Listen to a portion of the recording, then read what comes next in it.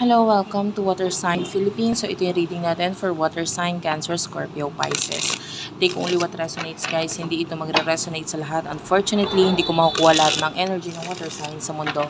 If you want to book a personal reading, Jing Tarot Reader, friend ko sa Facebook. So, i-search mo na lang siya. At least do follow me sa aming Instagram, Madam Unicorn P, TikTok, Unipri. Ayan, i-search mo na lang.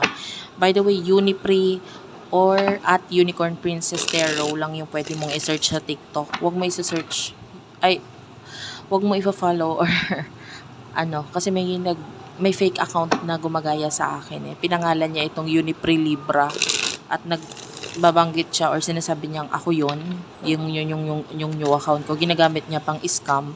So, be aware po. Ayan. So, let's start for water signs, Cancer, Scorpio, Pisces.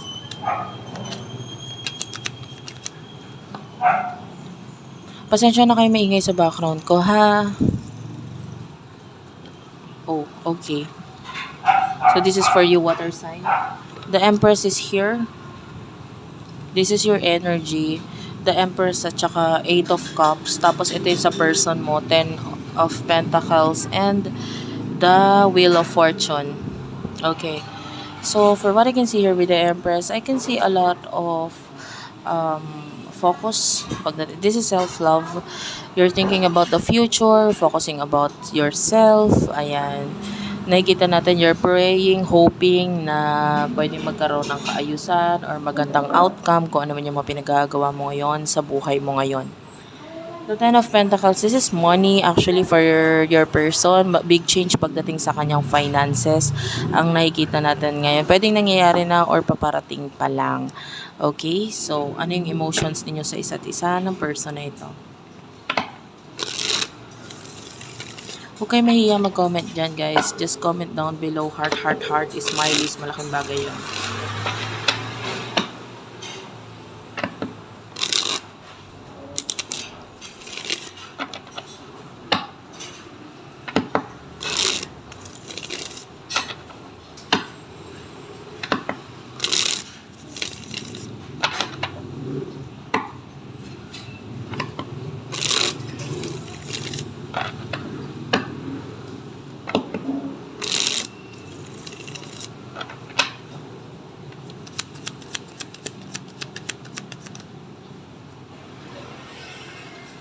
Okay.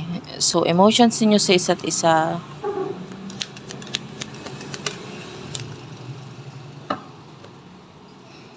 You do have here the Three of Cups and the Three of Swords. Ito sa'yo muna tayo magsimula, no? For you, nakikita natin may separation kasi nangyayari sa inyo ng person na to. You feel sad and malungkot, masakit para sa'yo yung naging separation sa inyo. Kasi with the Five of Pentacles, you feel like hindi kanya tinanggap or hindi kanya hinarap or parang wala siyang pakialam sa'yo or parang basta ka nalang binaliwala nitong taong to, iniwan, ganto ganyan. Pakiramdam mo hindi ka na mahalaga or hindi ka importante para sa kanya. So, masakit para sa yun, of course. Lalo na hindi mo naman siya bastang hindi mo basta inalisan, kumbaga ikaw yung umintindi or ikaw pa nga lumapit, ikaw pa yung kumatok, gumawa ng paraan, pero siya wala siyang ginawang actions towards you. So masakit para sa'yo na naging ganun lang yung naging pinakita at ginawa niya towards you. Kumbaga wala man lang siyang ginawa or pwedeng hindi mo nakitang in-appreciate niya yung mga bagay na ginawa mo. Yung person na ito, I feel like with the Three of Swords and the Three of Cups, there's a third party situation na nakikita natin na involved dito. Ngayon nasasaktan siya. Gusto niya ng reconciliation. Gusto niya maging maayos. Gusto niya bumalik. Gusto niya magkaroon ng pagkaayos. Ang connection ninyong dalawa. So, masakit para sa kanya rin yung separation na nangyayari. And you do have here the Page of Swords. Medyo naging immature itong person na to pagdating sa kanyang emotions, pagdating sa kung ano talaga yung mga bagay na gusto niya. Pwedeng hindi niya alam kung paano ito haharapin, gagawin, aaksyonan. So, Sa ngayon, nakikita natin, hinayaan niya lang yung mga pangyayari na hindi niya kasi alam kung paano niya haharapin itong mga bagay na ito sa inyong dalawa. And of course, ang nagsasuffer dito, ikaw, kasi ikaw yung, kumbaga gumawa ka ng paraan may something kang, hindi ka pumayag na basta-basta na lang mawala or magkaroon ng separation sa inyong dalawa. Pero siya, nandun yung kagustuhan pero not enough actions ang nakikita natin mula sa kanya.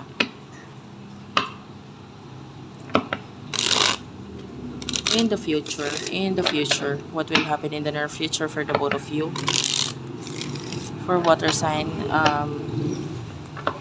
by the way, nakikita ko yung name ni Coco Martin. I don't know kung bago ko manood sa akin, nanonood ka ng video or nakita ka ng picture or napag-usapan nyo yung something to do with Coco Martin or something with the name Coco.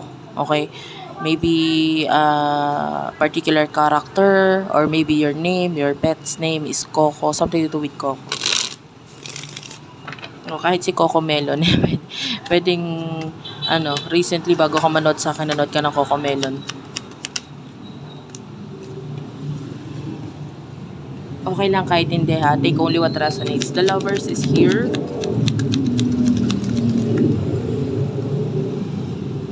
Five of Cups, High Priestess, the Devil, Six of Swords, Two of Cups. What's with the Two of Cups? Temperance, Nine of Wands is here, and the Eight of Wands. If there's a family na involved dito sa relationship na to, I see someone choosing family over the connection sa inyong dalawa. Parang yung pamilya or yung it could be literal na pwedeng pamilyado siya, so yung pamilya niya pinipili niya, or yung decision ng family niya, pwedeng ganon. And the Lovers is here, so I can see sadness regarding sa connection ninyo. Pareho naman kayo nagsasuffer, hindi lang siya, hindi lang ikaw.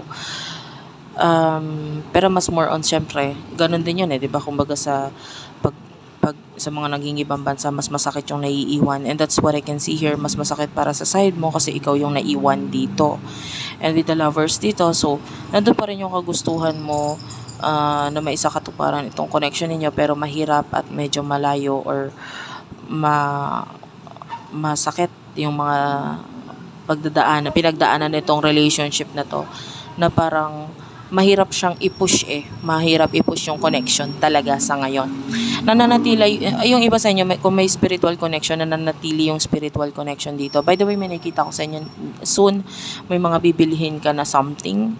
Yeah, especially ngayon naman talaga is, na malapit na yung Christmas season. Pero this is something na bibilihin mo, for you, na pwedeng pag na-accomplish mo to or nakuha mo to is magiging masaya ka or maiiba yung mood mo.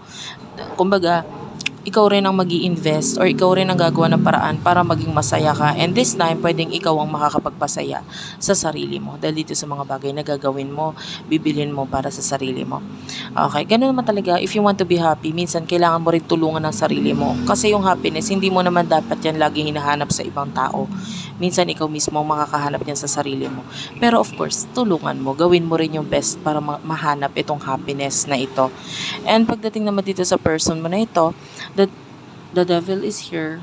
So, nakita tayo dito ng manipulation coming from another person.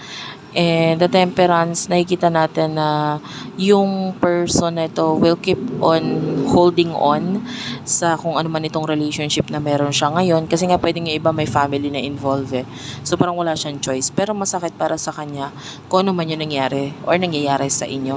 But with the Six of Swords, wala siyang choice. At ikaw na rin, kundi mag-move on sa relationship na ito. Thank you for watching guys. I love you all and bye-bye.